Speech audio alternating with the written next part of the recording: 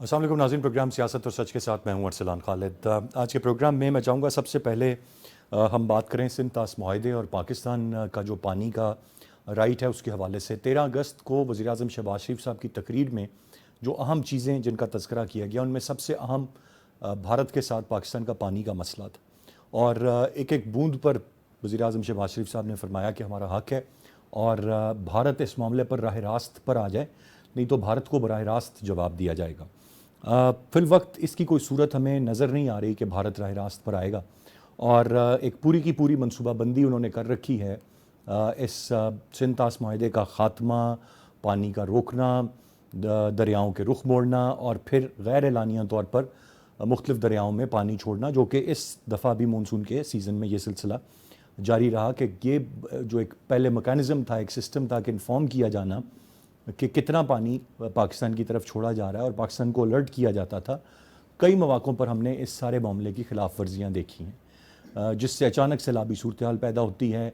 गुज़िश्ता बरस ये तबाही ज़्यादा थी, इस मरतबा हमें मुख्तलिफ़ जगहों पर कह लीजिए कि अर्बन फ्लडिंग और बाकी मामलात हमें नज़र आए हैं। लेकिन एक ये इंतहाई अहम नुक्ता है, मैं चाहूँगा जिस पर आज के प्रोग्राम में हम आगाज़ में कुछ बात करें। और इसके साथ साथ इस वक्त जो अमरीका और ईरान की एक सूरत हाल जारी है, जिसमें बाकिर कालिबाफ के स्टेटमेंट हैं कि ईरान इस जंग के अस्करी और सियासी महाज़ों पर फातह बनकर उभरा है और फिर ये कि किसी सूरत जब तक मुकम्मल शिकस्त वो अमरीका और इसराइल को नहीं दे देते वो पीछे नहीं हटेंगे। और जहाँ पर मुज़ाकरात की बात की जा रही है अमरीका के साथ, तो वो उसको अपनी जारहाना सिफारतकारी समझते हैं।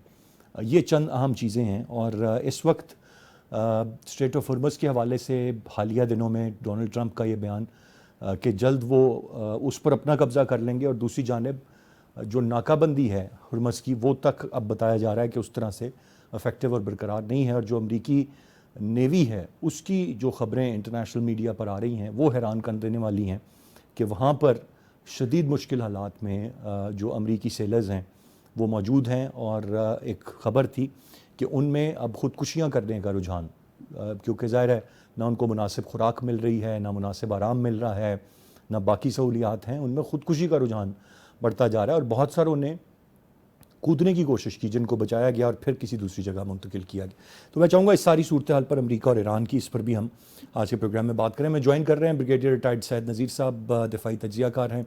बहुत शुक्रिया सर आपके वक्त का। खालिद फारूकी साहब सीनियर जर्नलिस्ट एंड एनालिस्ट हमारे साथ प्रोग्राम में मौजूद हैं, और अनीक ज़फ़र साहब सीनियर तज्ज़ियाकार हैं, हमें प्रोग्राम में ज्वाइन कर रहे हैं। ब्रिगेड साहब, गुफ्तगू का आगाज़ आपसे करते हुए 14 अगस्त के मौके पर दोबारा से इस बात को दोहराना, इसका मतलब है कि ये एक थ्रेट जो है वो हमारे लिए संगीन है। भारत यकीनन उसकी मनसूबाबंदी पानी को रोकने या पाकिस्तान को जिस तरह से उनका ये मानना है कि बूंद बूंद को वो तरसाएंगे, अगर ऐसी सूरत हुई तो यकीनन जिस तरह से हम बार बार इस बात को दोहरा रहे हैं कि हम फिर बराह रास्त एक्शन लेंगे।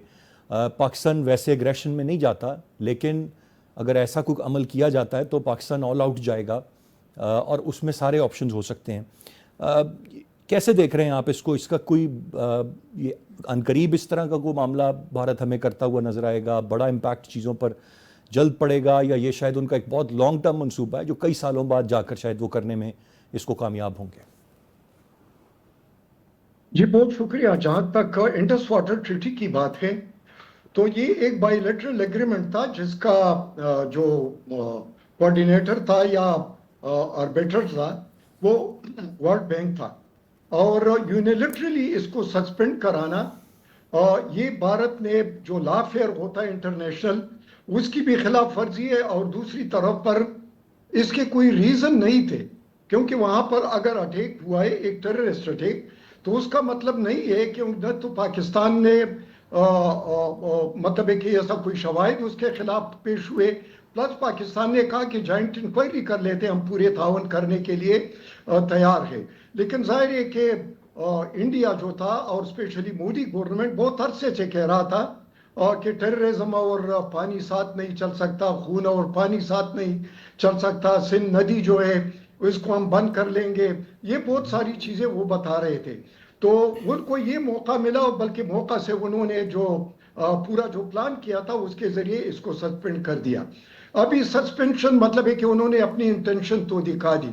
अब इंटेंशन के साथ कैपेबिलिटी होती है या कैपेसिटी होती है। اس کے اب وہ کیپیسٹی یا کیپیبلٹی نہیں ہے کہ پانی کو ان 3 دریاؤں میں مکمل طور پر بند کر سکے.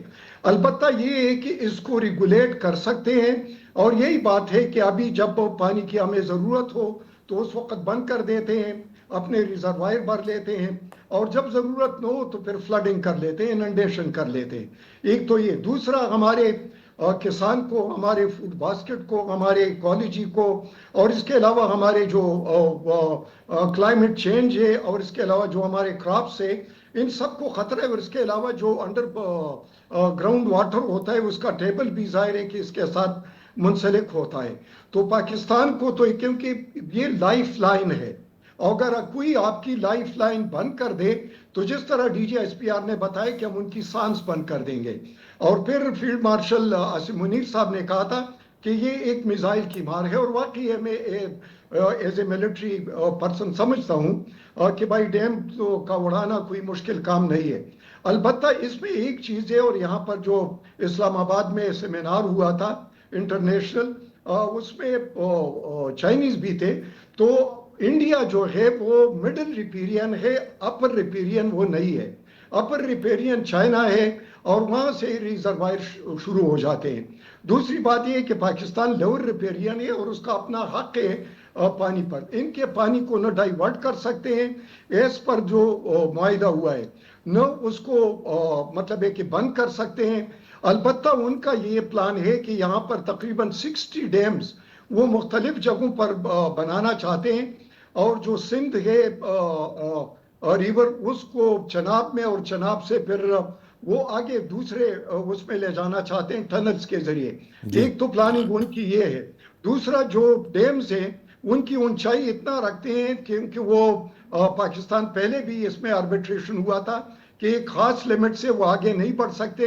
اور پھر جو اس کا جو طے ہوتا ہے، یا جو وہاں پر جو سینڈ ڈپازٹ ہوتا ہے، اس کو ڈرین کرانا بھی ان کو اجازت نہیں ہے تاکہ وہ ریزروائر نہ بڑھ سکے.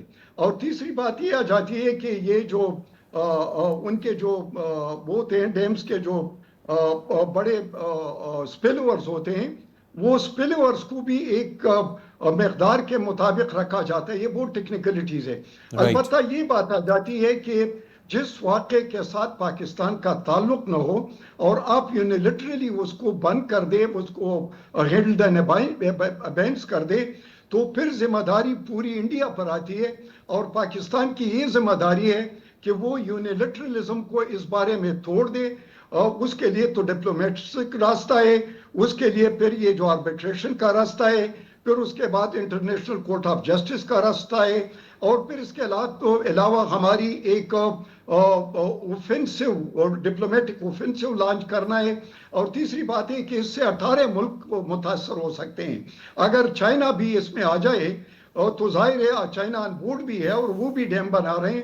تو پھر میرے خیال میں کہ بنگلہ دیش کو بھی، اس کے علاوہ انڈیا کو بھی، اس کے علاوہ برما کو، اس بہت باقی ممالک وہ بھی اس میں آ سکتے ہیں. فاروقی صاحب، جس طرح سے بریگیڈ صاحب نے فرمایا کہ کیپیسٹی ابھی کتنی ہے اور کل کو کتنی ہو جائے گی وہ تو وقت بتائے گا، لیکن جو ابھی ان کے کنٹرول میں ہے بھارت کے، وہ آلریڈی کر رہے ہیں.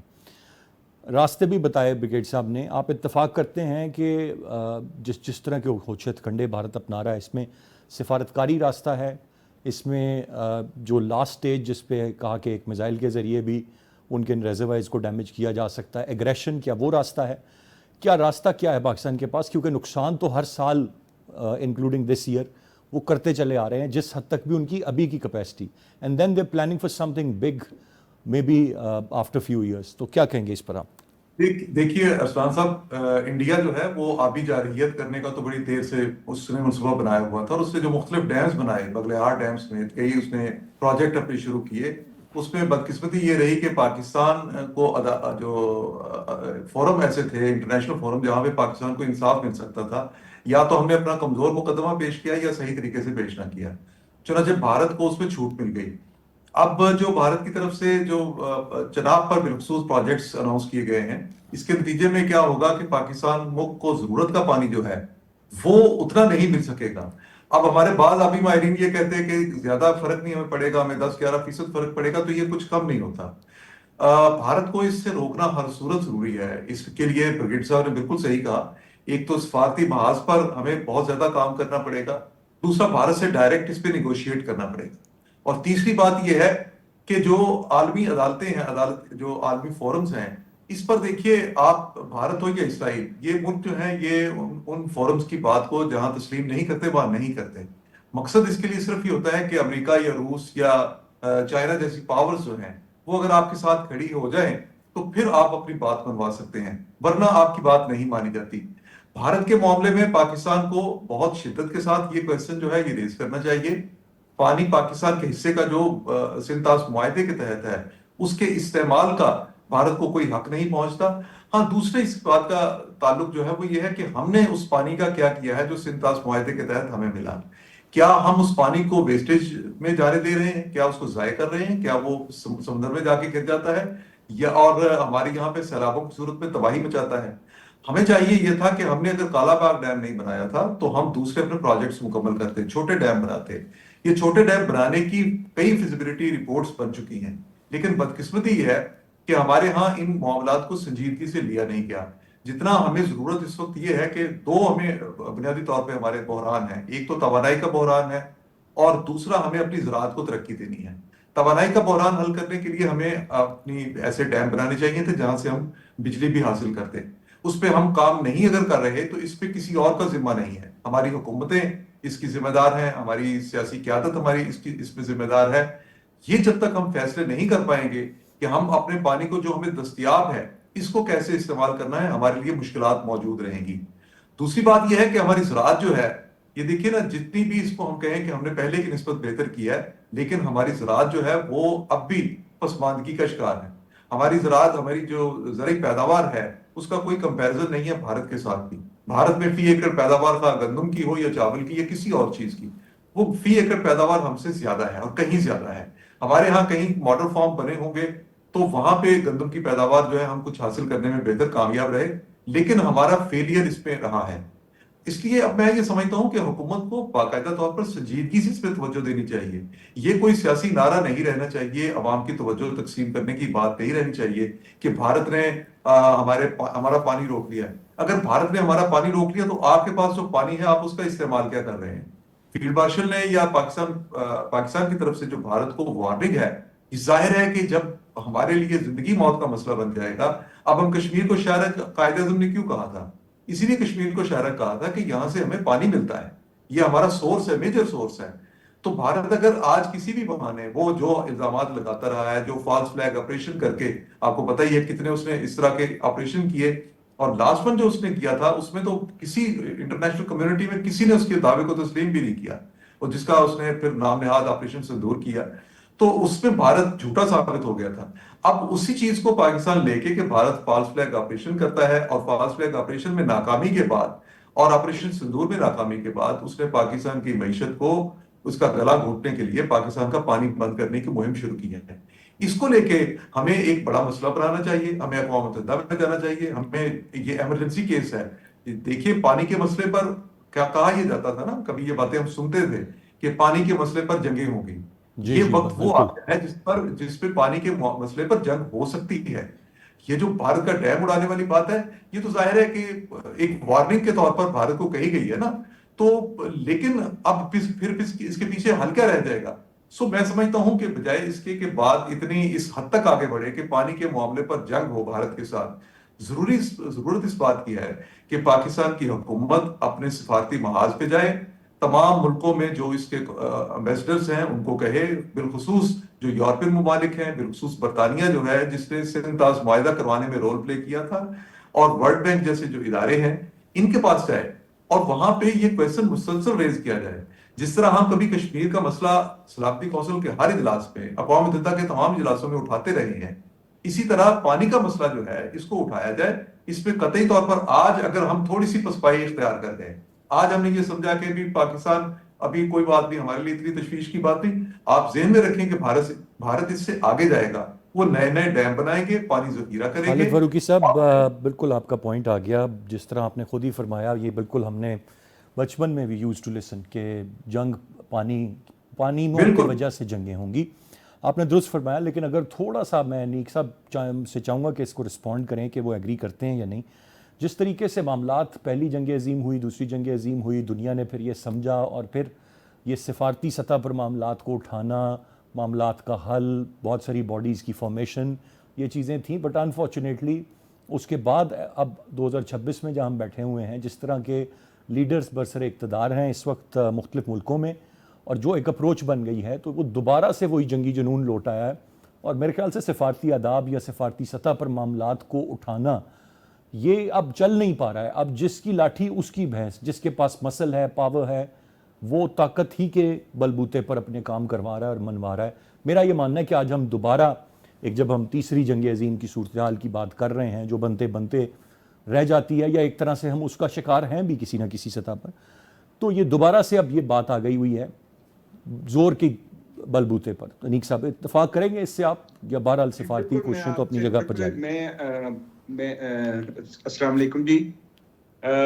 دیکھیں، میں آپ سے بالکل اس بات پہ اتفاق کرتا ہوں کہ انٹرنیشنل آرڈر جو تشکیل دیا گیا تھا دوسری جنگ عظیم کے بعد، وہ انٹرنیشنل آرڈر کتنا جسٹ تھا یا انجسٹ تھا، اس کے اوپر کتنا منصفانہ تھا، غیر منصفانہ تھا، اس کے اوپر گفتگو ایک علیحدہ پورے پروگرام میں ہو سکتی ہے. لیکن میں یہ سمجھتا ہوں کہ کم از کم ایک انٹرنیشنل آرڈر جو ہے وہ اسٹیبلش ہونا ضروری ہے، اس لحاظ سے کہ مختلف ممالک جو ہیں وہ جو عالمی ادارے تشکیل دیے گئے تھے، جو کچھ رولز اینڈ ریگولیشنز بنائے گئے تھے، جو بیلنس کریٹ کرنے کی کوشش کی گئی تھی، اس کی وجہ سے کچھ نہ کچھ معاملات کنٹرول میں تھے.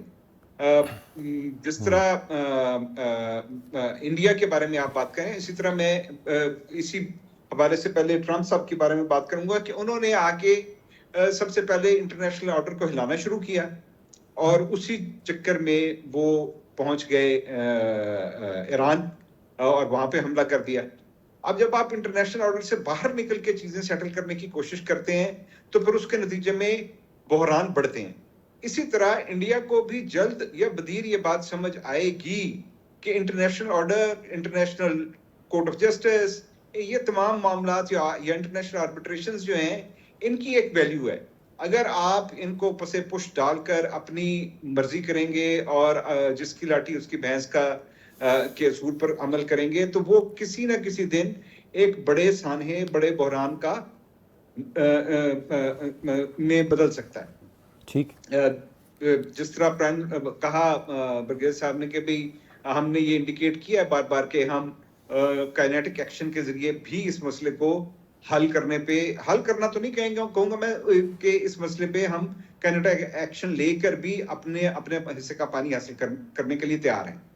اب سوال یہی ہے کہ کائنیٹک ایکشن کے جواب میں کائنیٹک ایکشن ہوگا، اور جس طرح یہاں پر اس وقت ہم ایران اور باقی جو خلیج کے ممالک ہیں ان کے درمیان دیکھ رہے ہیں کہ جب یہ تھریٹ آتا ہے کہ جی ہم پانی کے ذخائر جو ہیں ان کو برباد کر دیں گے، آئل ریفائنریز کو برباد کر دیں گے، تو یہ ایکچولی اسی انٹرنیشنل آرڈر کا بریک ڈاؤن ہے. انٹرنیشنل آرڈر کے تحت ان چیزوں کے اوپر آپ حملے نہیں کرتے تھے، ایسا ہی. لیکن اب یہ تھریٹس جو ہیں ان کی وجہ سے ایک نئی ڈائنامک پیدا ہو گئی ہے کہ جب ایک پارٹی انٹرنیشنل آرڈر کو نہیں مانتی ہے، دوسری پارٹی کہتی ہے پھر میں بھی نہیں مانوں گی، تو پھر اس سے بحران کی کیفیت بڑھتی چلے جاتی ہے. تو کوشش پاکستان کو یہی کرنی پڑے گی کہ وہ انٹرنیشنل آرڈر کے اندر رہتے ہوئے جو ڈپلومیٹک ایفرٹ ہو سکتی ہے، جو قانونی ذرائع استعمال ہو سکتے ہیں، ان کو میکسیمم استعمال کرے. اور میں اس بات سے بالکل متفق ہوں کہ ہمیں انڈیا کو بھی انگیج کرنا پڑے گا اس معاملے میں. اور جیسے فاروقی صاحب نے کہا، ہمیں اپنی واٹر مینجمنٹ جو ہے اپنے ملک میں، اس کے اوپر بھی زور دینا ہوگا، جس کے اندر آپ کی فارمنگ ٹیکنیک سے لے کے آپ کی ریزروائر مینجمنٹ، یہ تمام چیزیں اس میں شامل ہیں. Important point that you have highlighted Nek صاحب، اینڈ آئی مسٹ ایگری کہ جب آپ کہتے ہیں کہ آپ واٹر ریزروائرز یا آئل ریزروز پر آپ کسی کے حملہ کریں گے تو وہ بھی اس کو ریسیپیکیٹ کرے گا. اور پھر یہ تو یہاں پر ایران کا آپ نے تذکرہ کیا، یہ تو بہت آگے جانے کی بات ہے. اب اگر غزہ کا معاملہ دیکھ لیں تو وہاں پر خوراک کا ایکسس نہ دینا، آپ کا طبی سہولیات نہ دینا، یہ اس سے بڑا ظلم کیا ہو سکتا ہے، جو کبھی جنگوں میں بھی اس طرح کی ایکسس اور چیزیں نہیں روکی جاتی.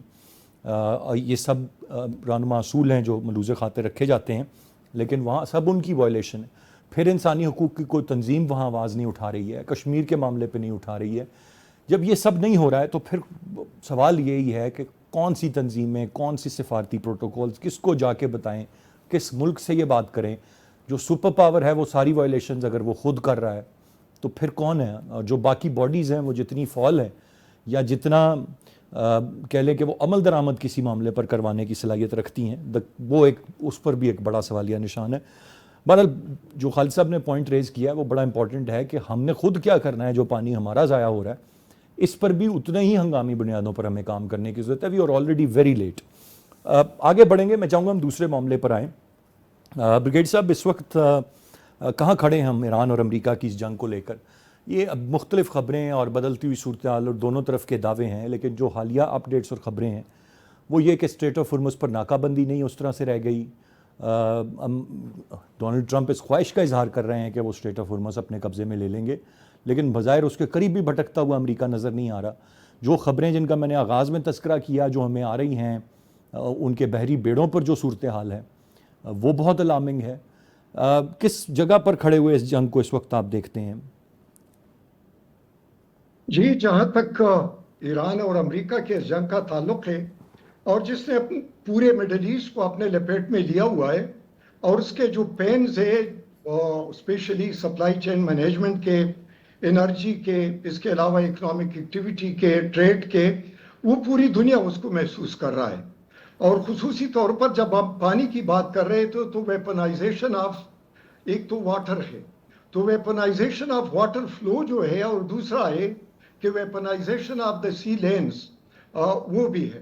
تو ایران نے واقعی جو اسٹریٹ آف ہرمز تھے اس کو as a weaponization of the Strait of Hormuz, کیونکہ یہ ان کے پیوٹ ہے, ان کے جو ملٹری اسٹریٹجی ہے جو کہ امریکہ کے خلاف وہ اپنی جنگ لڑ رہا ہے.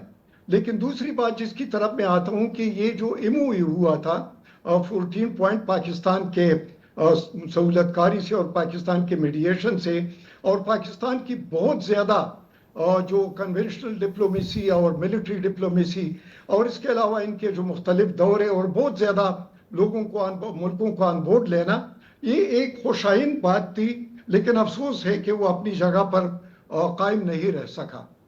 اس میں جنگ میں ایک نو وار نو پیس سچویشن ہے, کسی بھی وقت وائلیشن اس کی ہو سکتی ہے اور دوبارہ جنگ سٹارٹ ہو سکتا ہے. دوسری بات یہ ہے کہ جہاں تک ایک نئے سیکیورٹی آرکیٹیکچر جو اس ریجن میں آ رہا ہے تو اس میں پاکستان کا کردار کلیدی ہے, اور اس کے علاوہ جو سعودی عرب ہے اور اس کے علاوہ ترکی ہے اور ابھی مصر بھی اس میں شامل ہو رہا ہے اور شاید قطر بھی ہو. تو یہ ایک میگنیٹ, بہت بڑا میگنیٹ بن رہا ہے, جو ارد گرد کے ممالک ہیں وہ اس کے ساتھ کلنگ کریں گے, اس کی طرف کھینچے جائیں گے. تو امریکہ اس خطے سے نکل رہا ہے اور اس کی تھننگ آؤٹ پہلے بھی شروع ہو چکی تھی اور اب بھی ہے. جہاں تک وار فٹیگ کی بات ہے تو ظاہر امریکہ پر وار فٹیگ ہے, اس لیے کہ وہ اپنے بیسس سے, اپنے مین لینڈ سے دور ہے, اور دوسرا سی میں رہنا اس کا ایک سٹیمنا ہوتا ہے سیلرز کا یا کیپٹن کا یا باقی کا. وہ ظاہر ہے کہ رفتہ رفتہ اس پہ کمزوری آ جاتی ہے اور فٹیگ ایلیمنٹ اس پہ, وار فٹیگ ایلیمنٹ اس میں شامل ہو جاتا ہے, اور کیونکہ کانسٹنٹلی آپ الرٹ رہتے ہیں اور پھر نرو پر یہ کام کرتا ہے, نرو ریکنگ سچویشن ہو جاتی ہے. دوسری بات میں یہ کہنا چاہتا ہوں کہ اس کے علاوہ جو باب المندب پر وہ جو وہاں پر حوثیز نے جو حملے کیے, تو اس کا مطلب ہے کہ ایران نے بھی اپنا لاسٹ کارڈ کھیل دیا ہے, اور جس کی وجہ سے جو ریڈ سی میں ہے بریگیڈ صاحب مجھے یہ بتائیے گا, بریگیڈ صاحب میں جو چیز جاننا چاہ رہا ہوں, مجھے یہ بتائیے گا اس وقت اسٹریٹ آف ہرمز پہ حتمی طور پر ہم یہی کہہ سکتے ہیں کہ اسٹریٹ آف ہرمز پہ جو کنٹرول ہے وہ ایران کے پاس ہی ہے مکمل طور پر, اور جو ناکہ بندی ہے وہ بھی ان افیکٹو ہو گئی ہوئی ہے امریکہ کی؟ بریگیڈ صاحب جی, جہاں تک ناکہ بندی ہے, دیکھو امریکہ ناکہ بندی تو افورڈ کر سکتا ہے, اور کیونکہ وہ دور ہے اور وہاں سے جو ظاہر ہے کہ انوشن شپ خواہ جس کے بھی ہو اس کو روکنا کوئی مشکل بات نہیں ہے. اس کو کوارنٹین بھی ہم کہتے ہیں, اس کو بلاکڈ بھی کہتے ہیں, مختلف الفاظ سے یاد کرتے ہیں. لیکن جہاں تک اسٹریٹ آف ہرمز کی بات ہے اس میں بوٹس آن گراؤنڈ نہیں ہو سکتے. ایک تو یہ بات ہے. دوسرا وہاں پر یہ جو ماسکیٹو بورڈز ہیں اس کے ذریعے جو شپس ہیں ان کو نشانہ بنانا اور اس کو چھپانا بڑا آسان ہے پاسداران کے لیے. تیسری بات یہ ہے کہ ایران کے پاس وہ ہوائی طاقت تو نہیں ہے سوائے ڈرونز کے یا سوائے میزائلز کے. لیکن اصل مسئلہ یہ ہے کہ جو اسٹریٹ آف ہرمز کو امریکہ نہیں کھول سکتا, اس کے لیے ابھی جو عمان ہے اس کے ساتھ ایران کی جو بات چیت ہو رہی ہے. تیسری بات یہ ہے کہ ایک انٹرنیشنل گزرگاہ ہے اور انٹرنیشنل گزرگاہ میں پھر سب سٹیک ہولڈر ہوتے ہیں, خصوصی طور پر گلف. تو اس کا ایک کلیکٹیو میکینزم اور کلیکٹیو حل اس کا ضروری ہے. نہ اس کی پوری کنجی ایران کے پاس ہے, نہ عمان کے پاس ہے, نہ امریکہ کے پاس, بلکہ جو اس کے رم لینڈ جو ممالک ہیں ان کے پاس ہے. اور پھر یہ ہے کہ دنیا میرے خیال میں کہ زیادہ عرصے تک اسپین کو برداشت نہیں کر پائے گا, جس کی وجہ سے ایران کے ڈپلومیسی پر یا جو ان کے ساتھ دنیا کی ہمدردی تھی وہ کم ہو سکتی ہے. اور پھر جو نیا سیکیورٹی آرکیٹیکچر ہے تو اس سے شاید پھر ایران باہر رہ جائے, کیونکہ بیڈ بلڈ ہوگا. جب بیڈ بلڈ ہوگا عربس کے درمیان, گلف اسٹیٹ کے درمیان, ایران کے درمیان, اور وہ سیکیورٹی آرکیٹیکچر کا حصہ ہو, تو ظاہر ہے کہ پھر ایران کو اپنے پالیسی جو اسپیشلی پراکسیز ہے, الائز ہے, اس کے بارے میں, اور دوسرا یہ جو ریولوشن کا جو سوچ ہے اس کے بارے میں چینج کرنا ہوگا. تو پھر میرے خیال میں ایک اسلامک بلاک یا اسلامک نیٹو پھر وجود میں آ سکتی ہے. خالد فاروقی صاحب, آپ کی کیا رائے ہے جس طرح سے اب جو تازہ سٹیٹمنٹس ہیں جن کا میں نے ذکر بھی کیا, وہ یہ کہ ایک ایران دوبارہ سے, اور ایران کنونسڈ ہے اور اس کا ماننا ہے, اب دنیا بھی معترف ہے اس بات کی کہ عسکری اور سیاسی محاذوں پر وہ فاتح بن کر ابھر رہے ہیں. یہ باقر کالیباف صاحب کا سٹیٹمنٹ ہے. اب یہی نظر آ رہا ہے, آپ کو بھی اتفاق کرتے ہیں آپ اس بات سے کہ شاید جس طرح سے پوری مس کیلکولیشن تھی امریکہ کی, جس طرح سے انہوں نے سوچا تھا, کسی ایک چیز میں بھی ان کو کامیابی ملتی نظر نہیں آ رہی. دعوے اور بیانات ڈونلڈ ٹرمپ کے بہرحال اپنی جگہ پہ ہیں, بٹ فاتح ایران ہی ہے, کنٹرول ایران کا ہی ہے اب تک ساری چیزوں پر. دیکھیے معاملہ یہ ہے کہ امریکہ نے جو سب سے بڑی اس سے غلطی ہوئی وہ اس کی غلط حکمت عملی تھی. امریکہ نے اتنی طویل جنگ کی کوئی سوچ نہیں اس کے اندر تھی. وہ ایک مختصر سی جنگ کے لیے آئے تھے اور ان کا خیال تھا کہ وہ چند روز کی لڑائی میں, بمباری میں اپنے وہ مقاصد حاصل کر لیں گے اور ایرانی عوام سڑکوں پر آ جائیں گے اور قیادت کو وہ ختم کر دیں گے. قیادت کو وہ ختم کرنے میں کامیاب ہو گئے, لیکن یہ جنگ جتنی طویل ہوئی ہے امریکہ کے لیے اتنا بڑا ہی امتحان بن گئی ہے. اب امریکہ کے پاس واقعتاً, اور یہ ہم پوری دنیا دیکھ رہی ہے, کہ انہوں نے کوئی طویل جنگ کی تیاری کی ہی نہیں. اب جب ان کے یہاں پہ وہ میزائل, وہ انٹرسیپٹر ان کے ختم ہوئے, میزائل ان کے ختم ہوئے, پھر ان کی رینج میں, ایران کی رینج میں جس طرح ان کے بیسز جو آئے خلیجی ملکوں میں, وہ امریکہ کے لیے حیران کن ہے. امریکہ اس کا تصور بھی نہیں کر سکتا تھا. چنانچہ یہی وجہ ہے کہ خلیجی ملکوں سے اس نے اپنے بیسز بہت سے سمیٹ کے تو وہ اسرائیل کے اندر لے گیا ہے کہ وہاں رینج کچھ زیادہ ہو جاتی ہے. یہ ایسی چیز ہے جس سے ایران اپنے آپ کو فاتح سمجھتا ہے. اگرچہ میں نہیں سمجھتا کہ ایران کوئی ایسی فتح حاصل کر سکتا ہے جس پہ وہ امریکہ کو مکمل طور پر ناک آؤٹ کر دے, لیکن امریکہ کی ناکامی بھی بہرحال ایران کی فتح ہی ہوگی. امریکہ جن مقاصد کے لیے آیا وہ کیونکہ پورے نہیں ہوئے. دوسری بات یہ ہے کہ اب ایرانی یہ سمجھتے ہیں, میں نے جو ایران کے جو دفاعی تجزیہ کار ہیں ان سے ان کی جو گفتگو سنی وہ یہ ہے کہ امریکہ جو ہے یہ پچھلی صدی کی جنگ کر رہا تھا, یعنی وہ 20ویں صدی کی جنگی سامان کے ساتھ وہ ادھر لڑنے کے لیے آیا تھا, وہ روایتی ایک کنونشنل وار کے لیے آیا تھا. لیکن اب جن ہتھیاروں سے اس کو سامنا کرنا پڑا ہے, ڈرون ٹیکنالوجی سے, اگرچہ امریکہ دنیا کا سب سے ترقی یافتہ ملک ہے اور وہ یہ جانتا ہے, لیکن جس طرح ایران نے اپنی ملٹری جو ہے اس کو, ملٹری پاور جو ہے اس کو بلڈ کیا, یہ بھی امریکہ کے لیے ناقابل یقین ہے. کیونکہ ڈرون اور میزائل اٹیکس جس طرح ہوئے ہیں اس نے تو پورے کا پورا امریکی فوجی ڈھانچہ جو تھا یہاں پہ اس کو تہس نہس کر کے رکھ دیا. سو یہ چیزیں جو ہیں اب امریکہ میں یہ ہے کہ وہ اپنی شکست بھی ٹرمپ جو ہے اس کو اپنے ملک میں افورڈ نہیں کر سکتے اور پھر وہ یہاں فتح بھی نہیں حاصل کر سکے. یہی وجہ ہے کہ یہ جو ابھی آپ نے پہلے بات کی تھی کہ ان کے جو جہاز وہاں پہ ابراہیم لنکن شاید اس کا نام ہے, تو اس کو جتنا ٹائم ہو گیا ہے یہاں سمندر میں کھڑے, اور جو اس کے جو عملہ ہے وہ واقعتاً امریکہ میں یہ بڑا ایشو بنا ہوا ہے کہ وہ لوگ خودکشیاں کر رہے ہیں اور وہ سمندر پہ چھلانگیں لگا دیتے ہیں. اور اب کوئی آپ کسی وقت بھی سن لیں گے کہ اس کو یہاں سے شفٹ کر دیا گیا ہے اور اس کی جگہ دوسرا جہاز انہوں نے کوئی بیڑا بھیج دیں گے. سو یہ امریکہ کے اندر ایک بحران موجود ہے. پر دوسری بات یہ ہے کہ امریکہ میں مڈ ٹرم الیکشن ہے، اسرائیل میں الیکشن ہو رہے ہیں، یہ دونوں ملک جو ہیں جو اگریشن لے کے آئے تھے، اگر شکست کے ساتھ یہ ان الیکشنز میں جاتے ہیں تو یقینی ان کی شکست جو ہے مستقبل میں بھی یقینی شکست ہوگی، جس کو شاید یہ اس وقت فیس نہیں کرنا چاہتے۔ پر مسئلہ اس وقت صرف یہ ہے کہ کیا ایران اپنے ان حالات کو جن میں امریکہ، آپ نے پوچھا کہ ناکہ بندی ہرمز پر کنٹرول کس کا ہے، ہرمز پر کنٹرول دونوں ملکوں کا ہے۔ ہرمز پر ایک طرف تو ایران نے کنٹرول یہ کیا ہے کہ وہ کسی جہاز کو داخل نہیں ہونے دیتا، دوسری طرف امریکہ نے یہ کیا ہے کہ وہ اس نے ڈبل ناکہ بندی کر دی کہ ایرانی جہاز جو ہے یا ایران کی تجارت جو ہے اس کو بھی اس نے روک دیا۔ سو اس میں ایران کا بھی نقصان ہو رہا ہے، باقی ملکوں کا نقصان بھی ہو رہا ہے، اور تیل کی عالمی قیمتیں کسی وقت بھی شوٹ کر سکتی ہیں، مزید کر سکتی ہیں۔ اب اس کو دیکھنے کی بات یہ کہ کون ملک کتنی دیر تک برداشت کرتا ہے۔ اگر تو ایران کی معیشت جو ہے اس کو اتنا ناقابل تلافی نقصان امریکہ پہنچا سکا تو ایران میں یہ سوچ پیدا ہوگی، اب بھی ہے، لیکن ایران میں ایک پریشر ہے کہ وہ اب روکھی سوکھی کھانے کے لیے تیار ہے، لیکن وہ امریکہ کا جو غلبہ ہے اس کو ماننے کے لیے تیار نہیں۔ یہ ایسا ہو جاتا ہے، رد عمل میں ہوتا ہے۔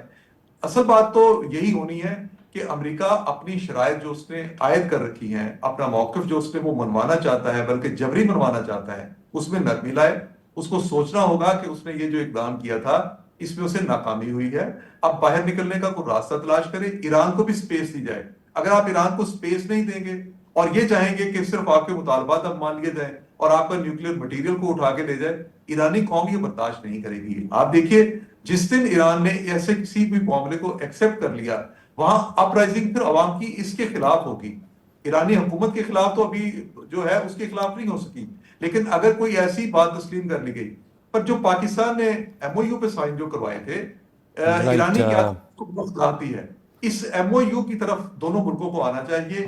بالکل خالد فاروقی صاحب، پوائنٹ آپ کا آ گیا۔ میں چاہوں گا انیک ظفر صاحب کا بھی پوائنٹ آف ویو اس معاملے پر آ جائے۔ انیک صاحب، وہی اسلام آباد ایکارڈ جو ہے اسی ایم او یو کی طرف ہی کوئی واحد اور بہتری کا راستہ ہے، لیکن آئی تھنک اب وہ معاملہ رہا نہیں، اب بات اس سے بہت آگے بڑھ چکی ہے اور کسی اور سمت میں جا رہی ہے۔ آپ کی کیا رائے ہے اس میں؟ دیکھیں، اسلام آباد ایم او یو جو ہے اس کی ایک اہمیت ہے کیونکہ وہ ایک فریم ورک پرووائڈ کرتا ہے آگے معاملات کو آگے چلانے کا، اور بالکل یہ بات آپ کی صحیح ہے کہ معاملات اس کے بعد کافی دوبارہ بگڑے، لیکن اس کو آپ یوں بھی دیکھیے کہ معاملات چند دن کے لیے بگڑے اور اس کے بعد ایک بہت ہی لو بوائل کے اوپر اس وقت جو ہے سچویشن ہے، بہت زیادہ اگریسو جو کائنیٹک ایکشن ہے وہ دونوں سائڈ سے نہیں ہے اس وقت۔ یہ نہیں ہو رہا کہ روزانہ جو ہے کئی سو جہاز جا رہے ہوں بمباری کرنے اور روزانہ کئی سو میزائل جو ہیں وہ چل رہے ہوں، جو کہ اس وقت صورتحال تھی۔ اس وقت جو ہے وہ ایشو سب سے بڑا ہرمز ہے کہ ہرمز کے اوپر جو ہے کنٹرول یا باب المندب پہ جو so it is now more economic اور ایک دوسرے کو ایگزاسٹ کرنے کی اسٹریٹجی ہے اس وقت، بجائے ایک ڈائریکٹ ملٹری ایکشن کم ہے اس کے اندر۔ لیکن یہ جو اکنامک اسٹرینگولیشن یا اکنامک ایگزاشن ہے اس کا بھی امپیکٹ جو ہے ساری دنیا پہ پڑتا ہے، لیکن اس وقت دنیا جو ہے وہ کچھ نہ کچھ اس شوق کو لے کر اسٹیبلائز اپنے آپ کو کر چکی ہے۔ کبھی کبھی سپائکس آتے ہیں انرجی پرائسز میں، لیکن تھوڑا سا سٹیبل ہے۔ میرا خیال ہے کہ دونوں پارٹیز ابھی بھی جو نیگوشیشن کر رہی ہیں اس کے اندر یہ ہارڈ پوزیشننگ جو ہے یہ اس کا پارٹ ہے نیگوشیشنز میں اپنی اپنی بات منوانے کا۔ وہ ہارڈ پوزیشننگ جاری رہے گی جب تک کوئی چیز کنکلوڈ نہیں ہوتی، اور کنکلوڈ کرنی پڑے گی کیونکہ بالکل نہ اس وقت ٹرمپ اور اسرائیل جو ہیں وہ اس پوزیشن میں ہیں کہ وہ پوری طرح ایران اپنی تمام شرائط ایران کے اوپر امپوز کر سکیں۔